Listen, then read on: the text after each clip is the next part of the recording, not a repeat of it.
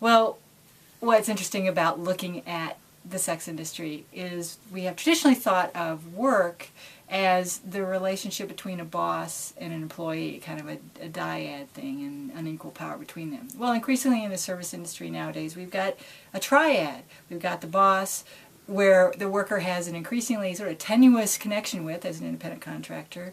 We've got the client, or the customer, and we've got the worker. Well, in the sex industry, we've tended to think about this as exploitative relationships all the way around, particularly the relationship between the client and the worker.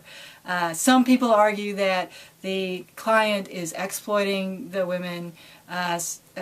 Some people argue that the women are exploiting the clients. Just understanding the multiple dimensions of power in that triad kind of help us understand service work generally outside of that context as well. I mean, in the ways in which they both have power over each other, and you can look at a much more specific relationship between these two in any setting.